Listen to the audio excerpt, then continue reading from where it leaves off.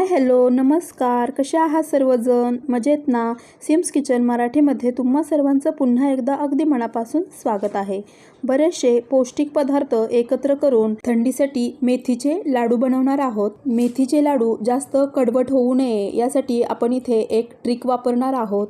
हे लाडू बनवण्यासाठी आपण साखरेचा वापर करणार नाही किंवा मग आपल्याला पाकसुद्धा बनवायचा नाही. त्यामुळे कुणीही हे लाडू अगदी सहज बनवू शकतो. हे लाडू बनवताना त्यामध्ये आपण मखाणे वापरणार आहोत आणि डिंकसुद्धा वापरणार आहोत. बऱ्याच वेळा जेव्हा आपण मखाणे वापरतो तेव्हा मग ते चिवट होतात आणि मग लाडू चांगले लागत नाहीत किंवा मग डिंक व्यवस्थित तळला न गेल्यामुळे लाडूमध्ये त्याचा कचकचपणा जाणवतो. हे होऊ नये यासाठी काय करावे आणि अशा बऱ्याचशा टिप्स या व्हिडिओमध्ये मी तुमच्यासोबत शेअर केलेल्या आहेत. त्यामुळे स्किप न करता हा व्हिडिओ अगदी शेवटपर्यंत पहा. चला तर सुरुवात करूया. लाडू बनवण्यासाठी लागणारं सर्व साहित्य आपण इथे घेतलेलं आहे. याची लिस्ट मी डिस्क्रिप्शनमध्ये दिलेली आहे. तुम्ही डिस्क्रिप्शन नक्की चेक करा. हे साहित्य घेण्याचं असं काही ठराविक प्रमाण नाही. आपल्याकडच्या उपलब्धतेनुसार किंवा मग आपल्या आवडीनुसार यातील एखाद दुसरा पदार्थ आपण कमी अधिक करू शकतो. तर सर्वप्रथम आपल्याला इथे गॅस चालू करून त्यावरती कढई गरम करायला ठेवायची आहे आणि त्यामध्ये आपल्याला सर्व जिन्नस भाजून घ्यायचा आहे. इथे मी पाव कप एवढी आळशी यामध्ये टाकलेली आहे आणि त्याचबरोबर पाव कप एवढं आळीव आपल्याला यामध्ये टाकायचं आहे. आळशीला काही ठिकाणी जवस असं सुद्धा म्हणतात. हे दोन्ही एकत्र करून आपल्याला याला मंद आचेवरती अगदी छान फुलेपर्यंत भाजून घ्यायचं आहे. याला थोडा वेळ असं छान भाजून घ्यायचं आहे आणि त्यानंतर आपल्याला यामध्ये तीळ टाकायचे आहेत. तीळसुद्धा इथे मी पाव कप एवढे घेतलेले आहेत. तीळ अगदी पटकन भाजतात त्यामुळे आपल्याला इथे शेवटी तीळ टाकायचे आहेत. हे छान फुलू लागल्यानंतर आणि जवस आणि तीळ तडतडू लागल्यानंतर आपल्याला हे खाली काढून घ्यायचं आहे.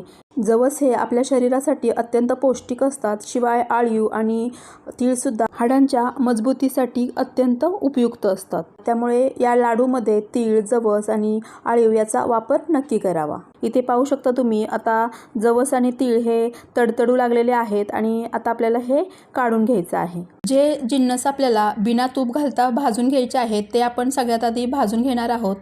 त्यासाठी आपण इथे या कढईत यानंतर खोबरं भाजून घेणार आहोत. हे सुकलेलं खोबरं आहे ते मी किसून घेतलेलं आहे. हे खोबरं आपल्याला डार्क कलर येईपर्यंत छान असं भाजून घ्यायचं आहे. असंच डार्क कलरवरती आपल्याला खोबरं भाजायचं आहे जेणेकरून आपले लाडू जरी जास्त दिवस टिकले तरीसुद्धा ते खवट होणार नाहीत. खोबरं मी एका भांड्यामध्ये काढून घेतलेलं आहे. त्यानंतर आपल्याला यामध्ये मखाणे भाजून घ्यायचे आहेत. मखाणे आपल्याला अगदी मंद आचेवरती एकदम कुरकुरीत होईपर्यंत भाजून घ्यायचे आहेत. असं केल्यामुळे मखाणे हे आतपर्यंत छान अगदी भाजले जातात आणि मग जेव्हा आपण यापासून लाडू बनवतो तेव्हा मग ते चिवट होत नाहीत. थोडेसे भाजल्यानंतर यामध्ये मी अगदी 1 चमचा एवढं तूप टाकलेलं आहे. तूप जरी नाही टाकलं तरीसुद्धा चालेल. आपण असे जरी मखाणे भाजून घेतले तरीसुद्धा चालणार आहेत. याला अगदी मंद आचेवरती थोडासा कलर चेंज होईपर्यंत सतत हलवत आपल्याला भाजून घ्यायचं आहे आणि भाजल्यानंतर एका वेगळ्याच भांड्यामध्ये मी हे काढून घेतलेलं आहे. त्यानंतर सेम त्याच कढईमध्ये आपल्याला बदाम, काजू, अक्रोड, पिस्ता, भोपळ्याच्या बिया आणि मगजबी टाकून घ्यायचं आहे. हे सुद्धा आपल्याला मंद आचेवरती छान असं भाजून घ्यायचं आहे. यानंतर यामध्ये आपल्याला तूप टाकायचं आहे आणि तुपावरती याला थोडंसं असं परतून घ्यायचं आहे. इथे वापरलेलं हे जे साहित्य आहे ते आपल्याला जे आवडतं त्यानुसार आपण वापरू शकतो किंवा आपल्याकडे जे काही शिल्लक आहे किंवा कोणता पदार्थ जास्त आहे त्याच्यावरती पण आपण हे प्रमाण ठरवू शकतो. कोणताही पदार्थ थोडा कमी अधिक असेल तरीसुद्धा काही हरकत नाही. पाहू शकता तुम्ही इथे याचा कलर थोडासा चेंज झालेला आहे आणि हे सर्व जिन्नस छान असे फुलले गेलेले आहेत. त्यानंतर आपल्याला हे एका ताटामध्ये काढून घ्यायचे आहेत. त्यानंतर त्याच कढईत मी 2 चमचे एवढं तूप टाकलेलं आहे. इथे आपण हे लाडू बनवण्यासाठी जे साहित्य वापरलेलं आहे त्याचं प्रमाण आणि त्याची लिस्ट मी डिस्क्रिप्शनमध्ये दिलेले आहे. तुम्ही त्यानुसार प्रमाण घेऊ शकता. आता इथे आपल्याला 2 मोठे चमचे तूप टाकायचं आहे आणि त्यामध्ये डिंक भाजून घ्यायचा आहे. या पद्धतीचा असा डिंक आपल्याला बाजारामध्ये अगदी सहज उपलब्ध असतो. तर हा डिंक भाजताना आपल्याला लक्षात ठेवायचं आहे की गॅस हा मंद ठेवायचा आहे आणि थोडं थोडं करून डिंक यामध्ये टाकायचं आहे आणि याला सतत असं आलटपलट करत भाजायचं आहे जेणेकरून हा डिंक एकदम आतपर्यंत छान असा भाजला जाईल. याची एक बॅच आपली भाजून झालेली आहे आणि एका ताटामध्ये मी तो काढून घेतलेला आहे।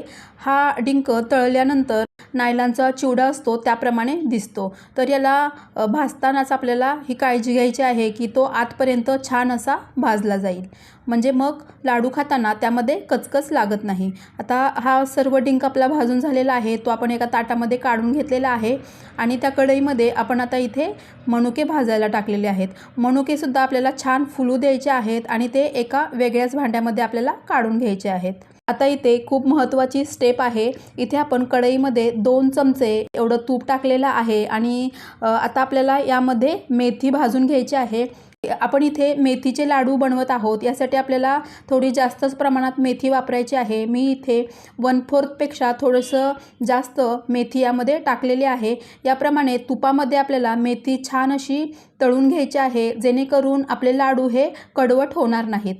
तुम्ही जर याआधी याप्रमाणे तुपात कधी मेथी भाजून घेतली नसेल तर याप्रमाणे नक्की ट्राय करा, तुमचे लाडूसुद्धा कडवट होणार नाहीत। गॅसची आच ही मंदच ठेवायची आहे। इथे याचा छान असा सुगंध येऊ लागलेला आहे। जेव्हा याचा छान असा सुगंध येतो आणि थोडासा कलर चेंज होतो तेव्हा ओळखायचं की मेथी ही भाजली गेलेली आहे। आता मेथी छान भाजून झालेली आहे आणि मी ती ताटात काढून घेतलेली आहे। राहिलेल्या तुपामध्ये आता आपल्याला खसखस टाकायची आहे। खसखस ही लगेच भाजली जाते, त्यामुळे खसखस टाकल्यानंतर त्यामध्येच मी खारीक पावडरसुद्धा टाकलेली आहे। ही मी घरी बनवलेलीच खारीक पावडर आहे। तुम्हाला जर याची रेसिपी पण हवी असेल तर कमेंट करून नक्की सांगा, तीसुद्धा मी नक्की घेऊन येईन।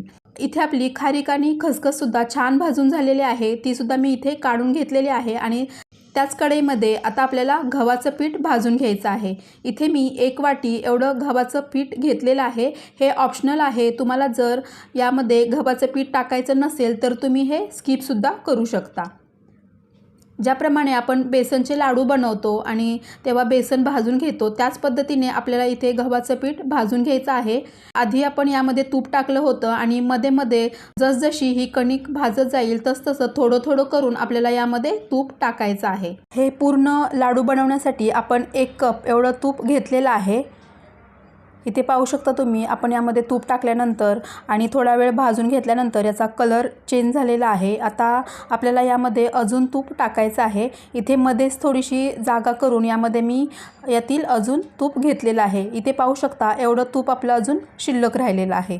आता आपल्याला यालासुद्धा छान असं भाजून घ्यायचं आहे। इथे मी कणिक वापरलेले आहे, याऐवजी तुम्ही भाजणीचं पीठसुद्धा वापरू शकता किंवा सत्तूचं जे पीठ असतं ते सुद्धा वापरू शकता। इथे पाहू शकता तुम्ही, ही आपली कणिक छान अशी भाजली गेलेली आहे आणि याचासुद्धा छान असा सुगंध येऊ लागलेला आहे आणि कलरसुद्धा चेंज झालेला आहे।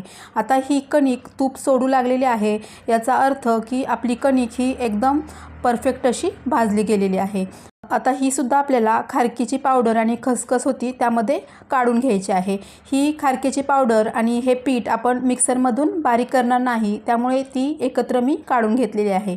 यानंतर आपण मिक्सरच्या भांड्यामध्ये अळीव, जवस आणि तीळ हे बारीक करून घेणार आहोत। याची फाईन अशी पावडर आपल्याला करून घ्यायची आहे। त्यानंतर त्याच भांड्यामध्ये आपण मकाने बारीक करून घेणार आहोत। एकदम आतपर्यंत छान असे मकाने भाजले गेले होते आणि त्यानंतर आपण याची अशी पावडर बनवून घेतलेली आहे। यामुळे हे मखाने चिवट होण्याचा प्रश्नच येत नाही, त्यामुळे त्यापासून लाडूसुद्धा अगदी छान बनतात। इथे पाहू शकता तुम्ही, या पद्धतीने मखाण्याची पावडर आपण बनवून घेतलेली आहे। त्यानंतर हे खोबरं मी या मिक्सरच्या भांड्यामध्ये टाकून घेतलेलं आहे आणि त्यानंतर यामध्येच आपल्याला मेथीदाणेसुद्धा टाकून घ्यायचे आहेत आणि हे मिक्सरमधून छान असं फिरवून घ्यायचं आहे। इथे मी हे छोटं भांडं वापरलेलं आहे, याऐवजी मिक्सरच्या मोठ्या भांड्यामध्ये सुद्धा हे सर्व साहित्य किंवा हे सर्व पदार्थ एकत्र करून सुद्धा तुम्ही वाटून घेऊ शकता। इथे पाहू शकता तुम्ही, आपले मेथीदाणे हे तुपावरती आपण छान असे तळून घेतले होते, त्यामुळे त्यालासुद्धा छान असं तेल सुटलेलं आहे आणि त्याची एकदम पेस्ट अशी तयार झालेली आहे। यामध्ये खोबरंसुद्धा आपण घातलं होतं, त्यामुळे खोबऱ्यालासुद्धा तेल सुटलं होतं। हे सुद्धा आपण त्या ताटामध्ये काढून घेतलेलं आहे आणि त्यानंतर आपल्याला हे ड्रायफ्रूट्स बारीक करून घ्यायचे आहेत। मला आत्तापर्यंत काही निगेटिव्ह कमेंट आलेले नाहीत, पण कधीकधी मी जेव्हा हे एक्सप्लेन करत असते तेव्हा मला असं वाटतं की मी फार बोलते का, पण यामागे माझा फक्त एकच उद्देश असतो की मी एक्सप्लेन केलेलं तुमच्यापर्यंत व्यवस्थित पोहोचावं आणि तुमचा पदार्थसुद्धा अगदी छान बनावा। इथे आपण ड्रायफ्रूट्स बारीक करून घेतलेले आहेत आणि त्याच मिक्सरच्या भांड्यामध्ये आपल्याला डिंकसुद्धा बारीक करून घ्यायचा आहे। इथे आपण डिंक हा अगदी छान असा तळून घेतलेला आहे आणि त्यानंतर आपण हा मिक्सरमधून फिरवून घेणार आहोत। यामुळे याची अशी पेस्ट तयार होते, त्यामुळे या लाडूमध्ये डिंकाचा कचकचपणा उतरण्याचा काही प्रश्नच येत नाही। तर इथे आपलं डिंकसुद्धा छान असा बारीक करून झालेला आहे। त्याच ताटामध्ये हे आपल्याला काढून घ्यायचं आहे। या पद्धतीने आपण डिंक जेव्हा बारीक करतो तेव्हा लाडूला बाइंडिंग देखील छान येतं। त्यानंतर भाजलेली कणिक, खारीक पावडर आणि खसखस आपण एका भांड्यामध्ये भाजून घेतलं होतं, ते सुद्धा यामध्ये मिक्स करून घ्यायचं आहे। आपल्याला अन्न बिलकुलसुद्धा वाया जाऊ द्यायचं नाही, यासाठी मिक्सरच्या भांड्यामध्ये जे काही कण राहिले असतील ते सुद्धा आपल्याला यामध्ये टाकायचे आहेत आणि आपण जी भांडी वापरली होती त्यामध्ये सुद्धा थोडंफार यामध्ये चिकटलेलं असतं, ते सुद्धा आपण यामध्ये टाकून घेतलेलं आहे आणि हे सर्व हाताने आपल्याला छान असं मिक्स करून घ्यायचं आहे। इथे पाहू शकता तुम्ही, आपण हे सर्व मिक्सरमध्ये वाटून घेतलेलं आहे, त्यामुळे याचं असं छान बाइंडिंग होत आहे। यामुळे याचे लाडू बनवणं अगदी सहज सोपं होणार आहे। यानंतर गॅसवरती आपल्याला कढई ठेवायची आहे आणि जे आपलं तूप राहिलं होतं, अगदी 1 ते 2 चमचे एवढं तूप आपलं राहिलेलं आहे, ते या कढईमध्ये मी टाकून घेतलेलं आहे आणि यामध्ये आपल्याला गूळ टाकायचा आहे। लक्षात ठेवायचं आहे की यामध्ये आपण पाण्याचा बिलकुलसुद्धा वापर करणार नाही। इथे मी तुम्हाला आधीच सांगितलं होतं की हे लाडू बनवताना आपण साखरेचा वापर करणार नाही किंवा आपल्याला पाक देखील बनवायचा नाही। या पद्धतीने आपल्याला फक्त गूळ वितळेपर्यंत याला गरम करायचं आहे, पाक वगैरे बिलकुल करायचं नाही। कढई गरम असते आणि आपण यामध्ये आधीच तूप टाकलेलं असतं, त्यामुळे अगदी 3 ते 4 मिनिटानंतर हा गूळ छान असा वितळतो।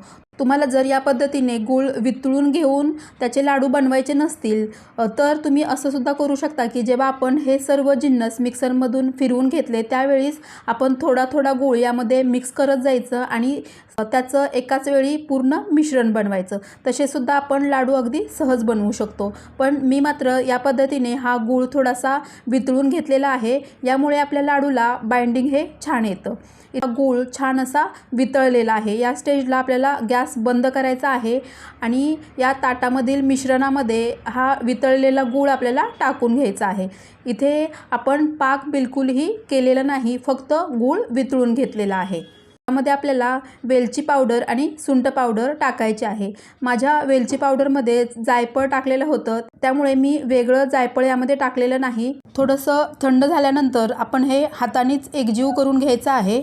इथे पाहू शकता तुम्ही, आपलं हे मिश्रण एकदम छान असं तयार झालेलं आहे। यानंतर माझ्याकडे काही ड्रायफ्रूट्स हे बारीक कट करून ठेवलेले होते, ते सुद्धा मी यामध्ये टाकलेले आहेत। आपण जेव्हा लाडू खातो तेव्हा दाताखाली या पद्धतीने जर ड्रायफ्रूट्स आले तर ते खायलासुद्धा अगदी छान लागतात। तर इथे हे सर्व आपल्याला छान असं मिक्स करून घ्यायचं आहे। हे मिश्रण बऱ्यापैकी गरमच आहे।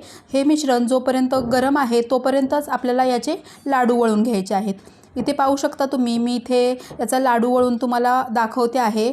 हे आपण मिक्सरमधून बारीक केलं होतं आणि यामध्ये आपण गूळ वितळवून टाकलेला आहे, त्यामुळे लाडूला बाइंडिंगसुद्धा अगदी छान आलेलं आहे। इथे आपला एक लाडू बनवून तयार झालेला आहे आणि याच पद्धतीने मी तुम्हाला दुसरा लाडूसुद्धा बनवून दाखवणार आहे। हे लाडू बनवताना पाण्याचा हात घ्यायचासुद्धा काही गरज नाही, अगदी सहज आपण हे लाडू वळू शकतो। इथे आपला दुसरा लाडूसुद्धा अगदी सहज बनून तयार झालेला आहे। याच पद्धतीने आपण राहिलेले लाडूसुद्धा वळून घेणार आहोत। हे लाडू बनवताना या मिश्रणामध्ये आपण खूप सारे पौष्टिक पदार्थ वापरलेले आहेत आणि हे आपण मिक्सरमधून बारीक करून घेतलेलं आहे, त्यामुळे लहान मुलं किंवा मग म्हातारी माणसंसुद्धा अगदी सहज हे लाडू खाऊ शकतात। किंवा हे लाडू बनवताना आपण सर्व पदार्थ हे अगदी छान तळून घेतलेले आहेत किंवा भाजून घेतलेले आहेत, त्यामुळे हे लाडू अगदी खुसखुशीत असे बनून तयार होतात। इथे पाहू शकता तुम्ही, आपले हे सर्व लाडू बनून तयार झालेले आहेत। यातील एक लाडू घेऊन तो तुम्हाला मी तोडूनसुद्धा दाखवते की हा लाडू अगदी खुसखुशीत आणि खायला तेवढाच सॉफ्ट असा बनून तयार झालेला आहे।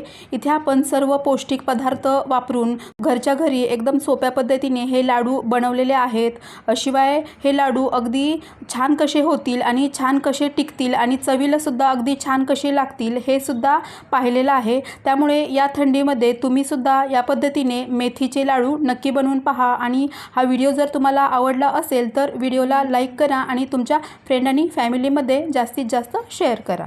व्हिडिओ शेवटपर्यंत पाहिल्याबद्दल तुम्हा सर्वांचे धन्यवाद। भेटूया पुढच्या व्हिडिओमध्ये, तोपर्यंत मस्त खा आणि स्वस्त रहा। थँक्यू।